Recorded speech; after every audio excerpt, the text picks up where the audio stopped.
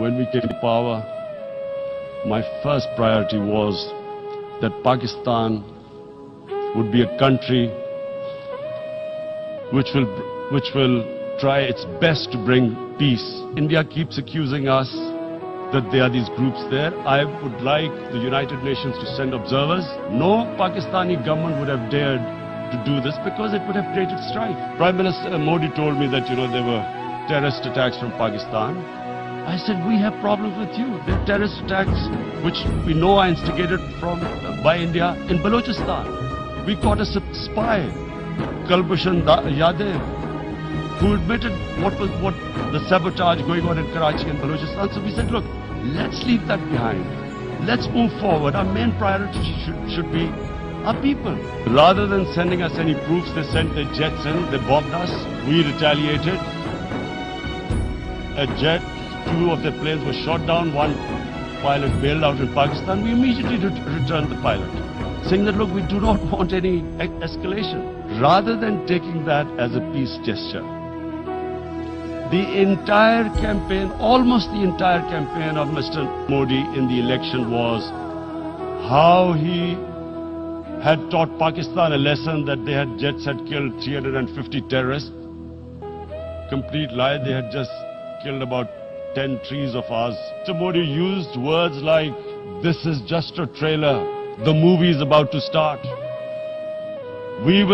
I went into Pakistan and taught them a lesson. Then we discovered they were trying to push us in the FATF blacklist. That's when we realized there was an agenda. And that agenda became obvious on the 5th August. Narendra Modi is a life member of RSS. RSS was an organization that was inspired by Adolf Hitler and Mussolini. It was hatred for the Muslims and for the Christians. It was this ideology of hate that made Narendra Modi in 2002 do a pogrom against Muslims in Gujarat when he was the chief minister. Congress Home Minister gave a statement that in RSS camps, terrorists are being trained. And these terrorists butchered 2,000 Muslims and 150,000 Muslims were made homeless. Narendra Modi could not travel to the US because of that. India went against 11 United Nations Security Council resolutions. They went against Simla Accord, actually went against the Indian Constitution. Illegally, they revoked Article 370, which gave Kashmir the special status. What sort of a mindset would lay siege to 8 million people with 900,000 troops? Women, children, sick people, locked in as animals.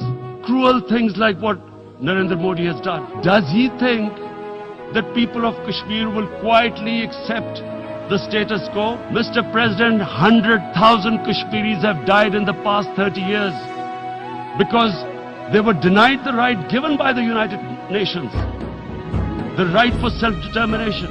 What is going to happen when the curfew is lifted will be a bloodbath. The people will come out. There are 900,000 troops there. They haven't come to, as Narendra Modi says, he's done this for prosperity of Kashmir. This is supposed to be for the development. These 900,000 troops, what are they going to do? They will be out in the streets. And what will the soldiers do? They will shoot them. They've already used pellet guns, blinded young boys. So Kashmiris will be further radicalized. Mr. President, there will be another Pulwama. And guess what? India will blame us. One of their defense ministers said, there are 500 terrorists lined up on the border to go in. Why would Pakistan send 500 terrorists when there are 900,000 troops? What impact are they going to make? What will they do? And why would? Don't we know that the moment there is some terrorist attack, all that will happen is there will be further cruelty and oppression of the people of Kashmir. This is one of the most critical times. There will be a reaction to this. Pakistan will be blamed.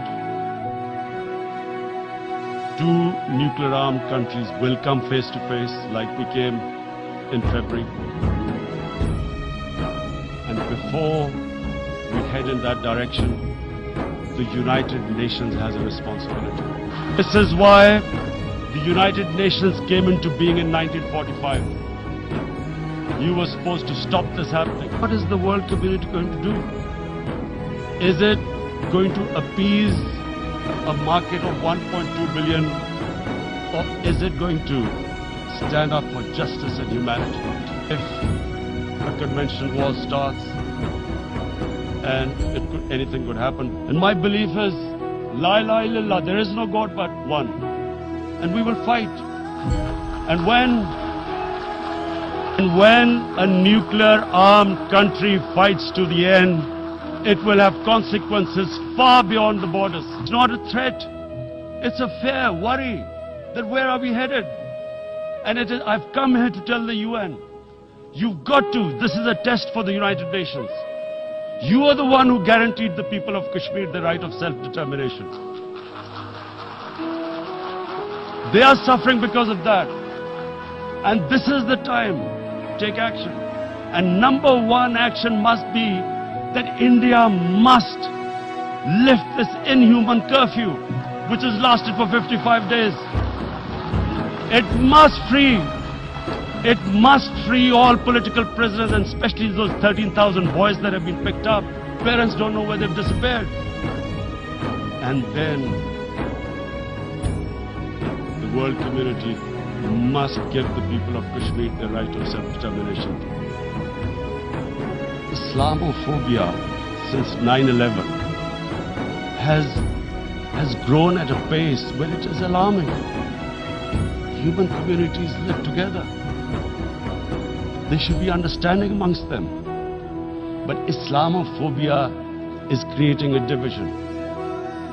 Muslim women wearing hijab, it's become an issue. Hijab is some sort of a weapon. A woman can take off her clothes in countries, but she can't put on more clothes. How is this happening? Because of Islamophobia. And how did this Islamophobia start? After 9/11. And why did it start? Because certain Western leaders equated terrorism with Islam. There is only one Islam, and that is the Islam we follow of Prophet Muhammad sallallahu alaihi wasallam. Radical Islam, Islamic terrorism. What message did they send to people in the West? And why is there Islamophobia? Terrorism has nothing to do with any religion. This Islamic terrorism, Islamic radicalism, and sadly used by leaders, this has been the main reason for this Islamophobia. And it has caused pain amongst Muslims, European countries. It is marginalizing Muslim communities.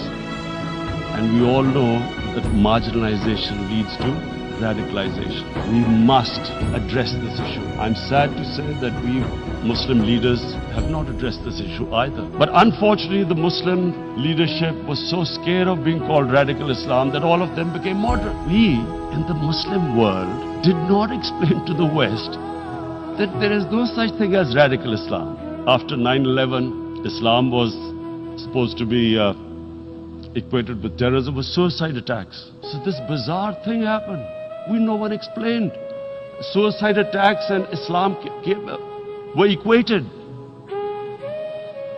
No one did research that before 9/11, the majority of suicide attacks in the world were by Tamil Tigers, who were Hindus. No one blamed Hinduism, and quite rightly. Muslim leadership let the Muslims down. We should have explained to them what a prophet, peace be upon him, means to us. Prophet's life was living the Quran. He was an example of what the Quran guided us to be. So he is the ideal we all try to get to. The Prophet created the state of Medina. First time a welfare state was set up.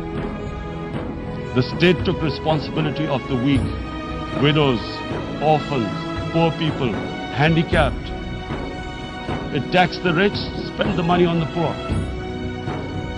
The state announced that all human beings are children of Adam, hence equal.